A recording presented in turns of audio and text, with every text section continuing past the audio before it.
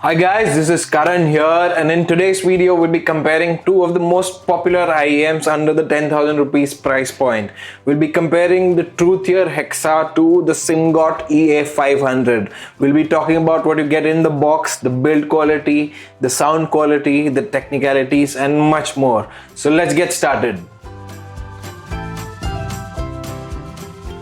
Alright, so let's get the video started by comparing what you get in the box with both of these IEMs. So with the Simgot EA500, you get 3 pairs of silicone ear tips, get a high quality silver plated cable, you get a nice hard case, carrying case, and along with all of this, you get 2 tuning filters. Now we get one red tuning filter and you get one black tuning filter, and we'll talk more about this when we get into the sound aspect of this video. Alright, so talking about the Truthear Hexa, you get 7 pairs of ear tips including 1 pair of foam ear tip, and I think that's a great addition. If you're not able to get a good fit with the stock tips that come with the shells, you can toggle between these available tips and get the best fit.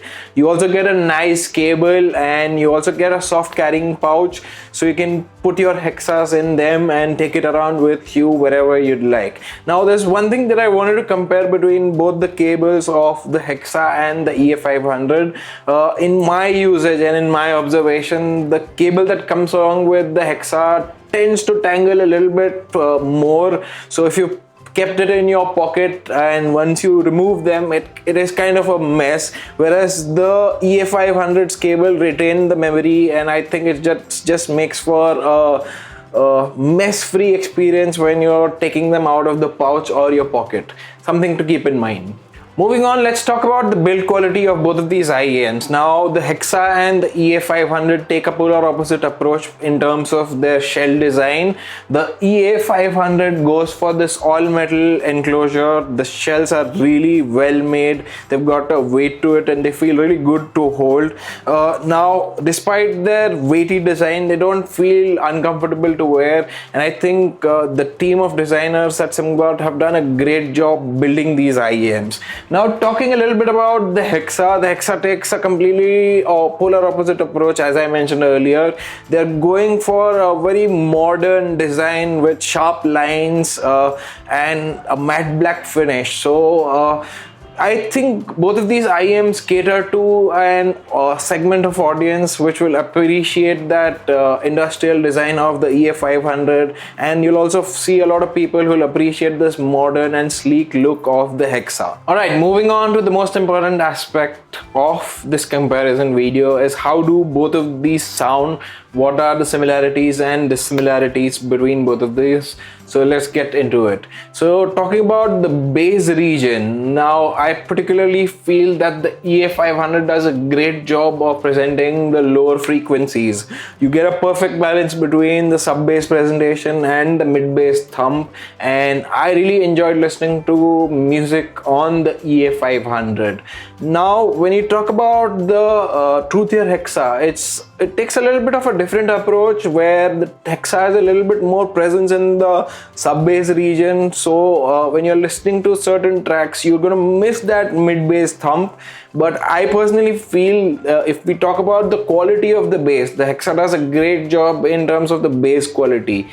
So I'll give the Hexa plus out there. But if we talk about the quantity of bass presented, I think the EA500 does a great job in its quantity. So overall, I think it's a tie. Some of you might like the presentation of the low end on the Hexa, and some of you who are especially closer to being bass heads are gonna prefer the EA500. Let's talk about the mid-range presentation of both of these IEMs. Now this is where things get a little interesting.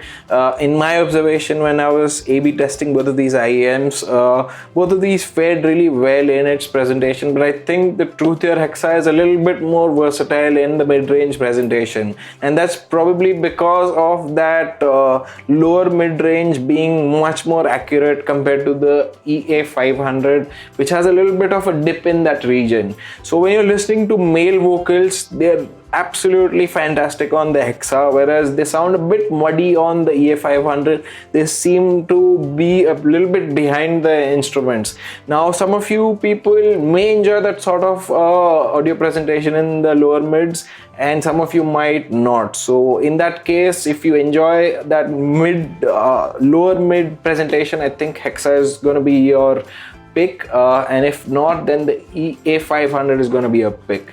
Now moving on to the upper mid region, I think the EA500 really shines out there. It's got a nice elevation in that region, whereas the Truthear kind of sees a little bit of a dip in that region. So while the Truthear has a great lower mid-range presentation, it kind of feels a little dry, a little cold in that upper mid-range section. So sometimes even your female vocals, they kind of sound a little boring, a little bit too clinical. That's something that I really did not enjoy. But on the EA500, that region is really well presented. It feels lively, it feels energetic, and I personally really appreciate that. So I think the EA500 gets a point out there. Alright, so talking about the treble region and the treble extension of both of these IEMs, I think the EA500 takes the lead out here. The top end presentation, especially in that air region, is fantastic. I personally really love it. It brings out a lot of the micro details in the music, and it makes for the listening experience to be really well-rounded. Now I do realize that a lot of people with this elevated upper treble region are gonna find it a bit shouty, a bit harsh, but I personally feel that to my preference it really worked out well.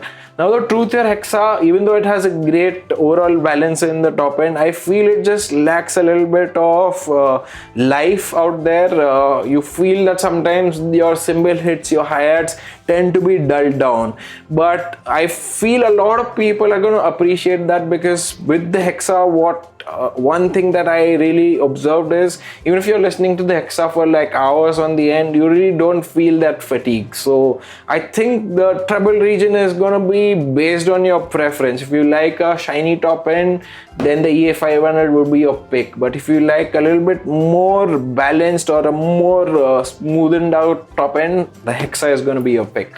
So having discussed all of the details about how these IEMs sound, I just wanted to mention that the EA500 comes with two tuning filters, one red and black, and all of my observations were based on the red filter. Now I did try changing the filters, and Simgot claims that they tend to change the tonality a little bit, but in my observation it really did not make a lot of difference, except for the top end being a little bit clear on the black filter. Something that I thought I'll share with you guys, and something to keep in mind. So having discussed the differences in the sound quality, let's talk a little bit about the technical aspects of both of these IEMs. We'll discuss the sound stage, we'll discuss the instrument separation and placement, we'll discuss the tonality and the drivability of both of these IEMs. So when it comes to sound stage, the Truthear Hexa is a clear winner out here. It really presents a wide sound stage, both in terms of the width and depth, and because of this, the instruments are placed really well. There is a certain accuracy and there is a certain openness to it, so that kind of elevates the listening experience. Whereas on the EA500, the sound stage is a bit narrow, more like in the head sort of listening experience, and because of that, the instrument placement seems a little bit congested. So on the sound stage and instrument placement, I think the Hexas are a clear winner out here. Now talking about the tonality, I think the Hexas again take the lead out here, and they're probably one of the most natural sounding IEMs in the 10,000 rupees price segment. They're going for more of that neutral, accurate, clinical sort of tonality, and I think they do a great job of it. You can literally listen to any kind of genre on them and they kind of perform well. Now with the EA500, it's a little bit of a different approach. There is a little bit of color in the low end, there's a little bit of color in the top end, and that just makes for the listening experience to be engaging. But overall, in terms of tonality, the Hexa definitely takes the lead. Talking about the drivability of both of these IEMs, I think the EA500 is a much better pairing with various devices. It's fairly easy to drive, so you can plug it with your phone, with your laptop, your iPads, or any other tablets of your choice, and they work just fine. Now with the Hexas, they're a little bit more selective, and it kind of helps if you use a DAC.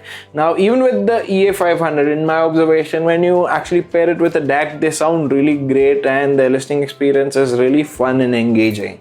So now you'll ask a question to yourself, is which of these is a better overall value? And it really depends on the kind of music listening experience you're looking for. If you're looking for something that's highly natural and accurate and clean, then the Hexas would be a great value for money for you. And if you're someone who enjoys a little bit of a colored, a more engaging and more rounded listening experience, then I think the EA500 deliver great value in every aspect.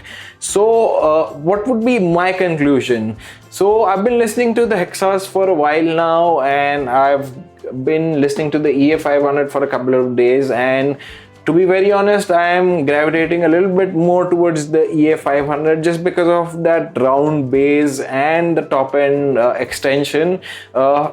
Although not saying that the Hexas are any inferior, there are particular genres where I really love the Hexas, but my pick would be the EA500.